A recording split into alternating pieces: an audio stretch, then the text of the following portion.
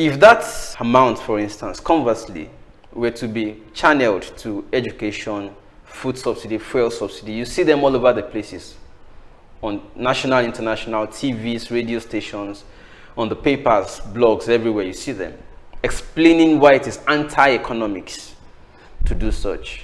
Ask them to increase minimum wage now. You will see all their agents all over the places. Their interest is such that the mass of people must be kept below poverty level so that they can remain humble. Humble to the point they are busy every day. They are occupied daily with the thought of how to survive, how to get money, how to get food. And the moment they see that you are becoming comfortable, they inflate cost of living again so that they can crash your purchasing power. You know, your president said it. Then they must reduce purchasing power of people. And that's where we are. It's time for pilgrimage. Government has the fund. Send them out to go and pray. You know, it's convenient because what religion is used to do is to teach people that God gave you those rulers and you must be praying for them. You mustn't live above the unconscious stage where you become conscious and start questioning why this, why that. They don't want you. So it's religion that is used as a tool to perfect that. To make you humble, submissive, subjugated. You don't ask questions. You mustn't ask this or that. It is religion that is used to perfect that. Because if I may ask, for instance, will Saudi sanction Nigeria?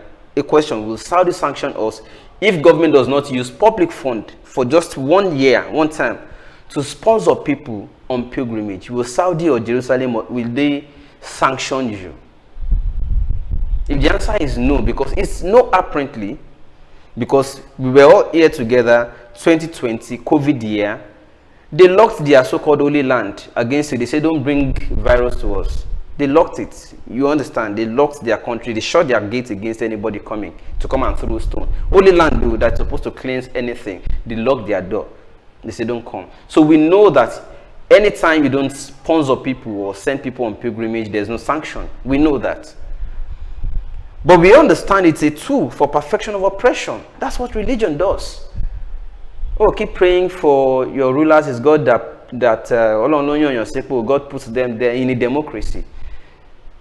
Then what then is the role of INEC? Just scrap INEC. Let's pray to God to be putting leaders there for us now.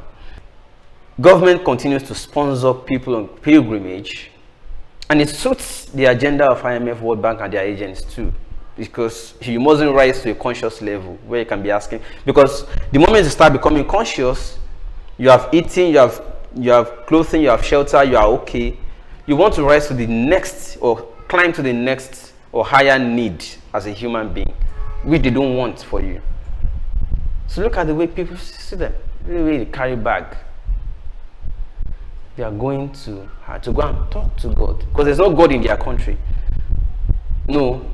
Saudi and Jerusalem, or is it, those are the headquarters or head offices of God in heaven. The places where God created you to live in are not good enough to talk to God. So the question again is, do we have this money when it is time for Hajj or when it's time for other religious pilgrimages? That is not the business of government. Why should people going to pray be the business of government? Ask them that question now. It will be two look at two women where we'll be looking at each other.